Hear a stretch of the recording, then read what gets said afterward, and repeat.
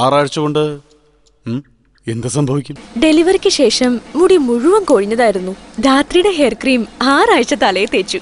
ദാ ഇപ്പോ കണ്ടില്ലേ, മുടി നല്ല പോലെ തഴച്ചു വളർന്നു. 6 ആഴ്ച കൊണ്ട് എന്ത് സംഭവിക്കും? ഹോസ്റ്റലിൽ പോയി നിന്നപ്പോ വെള്ളവും ശരിയായില്ല, മുടിയാണെങ്കിൽ കൊയ്യാനും തുടങ്ങി. ധാത്രിന്റെ ഹെയർ ക്രീം 6 ആഴ്ച തേച്ചു കഴിഞ്ഞപ്പോ മുടിക്ക് നല്ല നീളം വെച്ച്. ഈ 6 ആഴ്ച കൊണ്ട് എന്താ സംഭവിക്കുക? ഞാൻ ഉപയോഗിച്ച 6 ആഴ്ച കൊണ്ട് മുടി നന്നായി വളർന്നു കണ്ടപ്പോ ആളും ധാത്രിയുടെ ഹെയർ ക്രീം ഉപയോഗിക്കാൻ തുടങ്ങി. 6 ആഴ്ച കൊണ്ട് എന്ത് സംഭവിക്കും? ധാത്രിയുടെ ഹെയർ ക്രീം ഉപയോഗിച്ച് വെറും 6 ആഴ്ച ആവണേന് മുൻപ് ദാ കണ്ടില്ലേ, മുടിയുടെ എല്ലാ പ്രശ്നവും മാറി.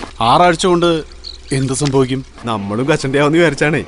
കറക്റ്റ് സമയത്തായി ധാത്രിന്റെ ഹെയർ ക്രീം വന്ന് ഞമ്മള് രക്ഷപ്പെട്ടിട്ടോ.